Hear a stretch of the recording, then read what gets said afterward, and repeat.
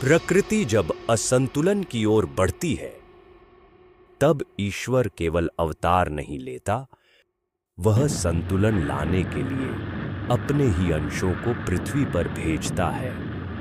श्री कृष्ण विष्णु के अवतार माने जाते हैं। शेषनाग, जो विष्णु के शयन का आधार है, वही धरती पर बलराम रूप में प्रकट होते हैं, ताकि कृष्ण का साथ दे सकें और धर्म की स्थापना में अपनी भूमिका निभा सकें। कृष्ण और बलराम दोनों वसुदेव और देवकी के पुत्र थे, परंतु बलराम का जन्म सामान्य नहीं था। जब कंस ने देवकी के पहले 6 पुत्रों की हत्या कर दी, तब 7वें गर्भ में बलराम आए। उस समय देवताओं और विष्णु की प्रेरणा से योगमाया ने वह गर्भ देवकी से रोहिणी के गर्भ में स्थानांतरित कर दिया। इस घटना को गर्भ संक्रमण कहा गया। देवकी की बहन रोहिणी उस समय वसुदेव के निर्देश पर नंदगांव में गोकुलवास कर रही थी। योगमाया ने इस स्थानांतरण को इतने शांत और गुप्त ढंग से संपन्न किया कि कंस को इसका भान तक नहीं हुआ। बलराम अब गोकुल में जन्म लेने वाले थे, परंतु उनका शारीरिक और आध्यात्मिक रूप दोनों दिव्य थे। कंस को केवल 8वें पुत्र का भय नहीं था, बल्कि उसे किसी भी जन्म को लेकर अस्थिरता थी। 7वें गर्भ का गायब हो जाना उसके लिए एक रहस्य था, और इसी रहस्य ने उसकी नींद उड़ा दी। वह नहीं जानता था कि वह 7वां गर्भ बलराम अब गोकुल में रोहिणी के गर्भ में पल रहा है। कहा जाता है कि जब बलराम का गर्भ रोहिणी में स्थापित हुआ, उस समय नवग्रहों की स्थिति अत्यंत शुभ थी। गुरु उच्च राशि में था, चंद्रमा शांत मनोदशा में था, मंगल शक्ति और पराक्रम का संकेत दे रहा था।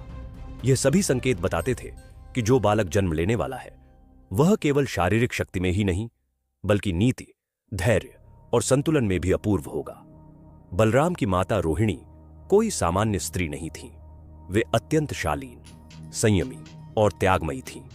देवकी के लिए उन्होंने जो मातृत्व का दायित्व लिया, वह बलराम के जीवन में गहराई से झलकता है।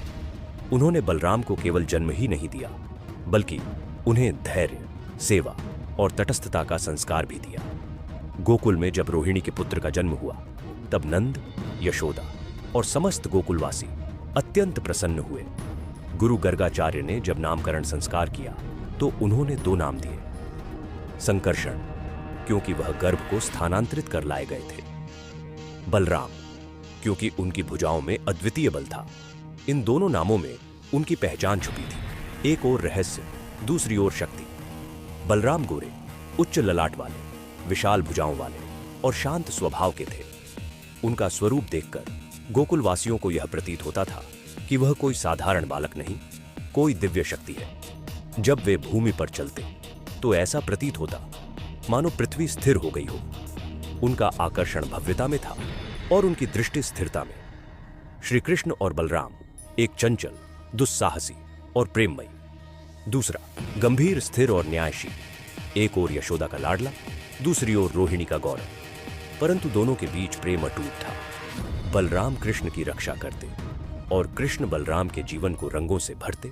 इन दोनों की जोड़ी गोकुल में केवल भाई नहीं, बल्कि शक्ति और नीति के 2 आधार बन गई थी।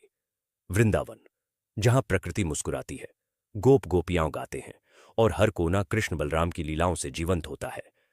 गोकुल में बलराम ने अपने शैशव की शुरुआत की, और यहां का हर दिन एक नई लीला, एक नया संदेश लेकर आता था।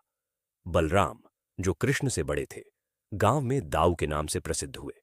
वे अपने छोटे भाई की देखरेख में सदैव तत्पर रहते। बलराम की भूमिका गांव के रक्षक की थी। वो जो ताकतवर है, लेकिन संयमी भी। जहां कृष्ण गायों को मोहित करने वाले मुरलीधर थे, वहीं बलराम उन्हें दिशा देने वाले ग्वाले। बलराम को हल चलाना अत्यंत प्रिय था। वे हल और मूसल से ही युद्ध करते थे और खेती को देवकार्य मानते थे। उनके इस प्रेम के कारण ही उन्हें हलधर कहा गया।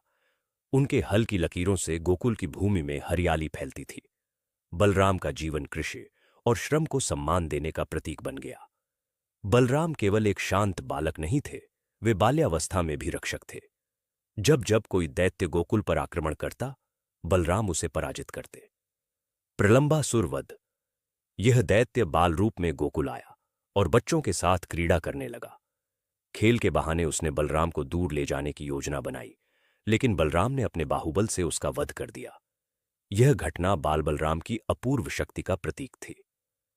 धेनुकासुर वध। तालवन में रहने वाला यह राक्षस गधा रूप में था।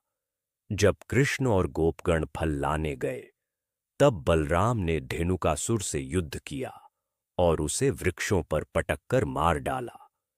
इस लीला ने गोकुल वासियों को भयमुक्त कर दिया।